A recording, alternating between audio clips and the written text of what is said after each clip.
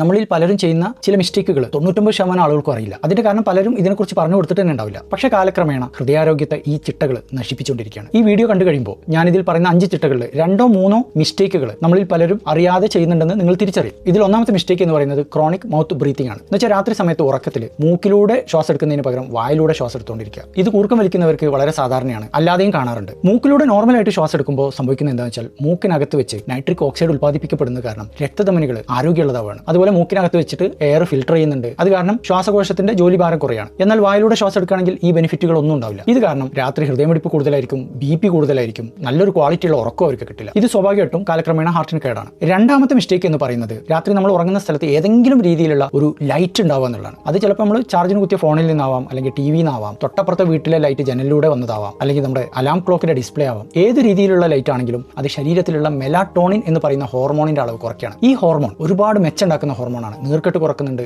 Anti oxidant ആണ്, ശരീരത്തിൽ BP control ചെയ്യുന്നുണ്ട്. അപ്പോൾ ലൈറ്റ് ഉണ്ടെങ്കിൽ BP കൺട്രോൾ കിട്ടില്ല, രാത്രി ഹൃദയത്തിന് ഒരു റെസ്റ്റ് കിട്ടാത്ത അവസ്ഥ ഉണ്ടാവുകയാണ്. മൂന്നാമത്തെ മിസ്റ്റേക്ക് എന്ന് പറയുന്നത് ചില ആളുകൾ ഒരു കാരണവശാലും തണുപ്പ് വെള്ളം ഉപയോഗിക്കില്ല എന്നുള്ളതാണ്. അവർക്ക് എപ്പോഴും വാമായിരിക്കണം, രാത്രി ഉറങ്ങുമ്പോൾ പുതയ്ക്കും, കുളിക്കാൻ ചൂടുവെള്ളം ഉപയോഗിക്കുള്ളൂ. സത്യത്തിൽ തണുപ്പ് എന്ന് പറയുന്നത് നമ്മുടെ ഹൃദയത്തിനും രക്തധമനികൾക്കുള്ള ഒരു സ്ട്രെസ്സറാണ്. തണുപ്പ് അങ്ങോട്ട് തട്ടുമ്പോൾ നമ്മുടെ ശരീരത്തിലെ ബ്രൗൺ ഫാറ്റ് ആക്ടിവേറ്റഡ് ആവുന്നത് കാരണം മെറ്റബോളിസം നല്ല രീതിയിൽ നടക്കും, കാലറി ഒക്കെ കത്തിച്ച് കളയപ്പെടും, ഇൻസുലിൻ സെൻസിറ്റിവിറ്റി കൂടും, രക്തധമനികളുടെ രക്തപ്രവാഹം കൂടുന്നുണ്ട്, ശരീരത്തിലെ ഓട്ടോമാറ്റിക് സിസ്റ്റത്തിനെ സ്ട്രോങ് ആക്കുന്നുണ്ട്. അതുകൊണ്ട് കുളിക്കുമ്പോൾ നമ്മൾ ഇനി ചൂടുവെള്ളമാണ് ഉപയോഗിക്കുന്നതെങ്കിൽ പോലും ലാസ്റ്റിൽ 1 മിനിറ്റ് തണുത്ത വെള്ളം ഉപയോഗിക്കാൻ വേണ്ടിയിട്ട് ശ്രദ്ധിക്കുക. നാലാമത്തെ മിസ്റ്റേക്ക് വെള്ളം കുടിക്കുന്നതിന്റെ അളവ് കുറയ്ക്കുക എന്നുള്ളതാണ്. ഇത് കാരണം ക്രോണിക് മൈൽഡ് ഡീഹൈഡ്രേഷൻ വരും. എന്ന് വെച്ചാൽ നിർജ്ജലീകരണം വളരെ സീരിയസ് ആയിട്ടൊന്നും ഉണ്ടാവില്ല, പക്ഷെ നമ്മൾ പോലും അറിയാതെ മൊത്തത്തിൽ ശരീരത്തിലെ ജലാംശം കുറവായിരിക്കും. ഇത് 1-2 ദിവസത്തെ കാര്യമല്ല, സ്ഥിരമായിട്ട് വെള്ളം കൂടി കുറവുള്ള ആളുകളുടെ കാര്യമാണ്. ഇത് കാരണം രക്തം കട്ടി കൂടി വരുന്നുണ്ട്, ഹൃദയത്തിന് സ്ട്രെയിൻ കൂടുന്നുണ്ട്, BPയുടെ കൺട്രോളൊക്കെ ഒന്ന് താളം തെറ്റുന്നുണ്ട്. പല ആളുകൾക്കും അവരുടെ ശരീരത്തിൽ വെള്ളത്തിന്റെ അംശം കുറവാണെന്ന് അവർ തിരിച്ചറിയുന്നില്ല. അവർക്ക് ദാഹമില്ലാത്തത് കാരണം അവരധികം വെള്ളം കുടിക്കുന്നില്ല എന്നുള്ളതാണ് സത്യം. അത് പോരാ, രാവിലെ എണീറ്റ് മുതൽ നമ്മൾ വെള്ളം കുടിക്കുന്നത് സ്റ്റാർട്ട് ചെയ്യണം. അഞ്ചാമത്തെ മിസ്റ്റേക്ക്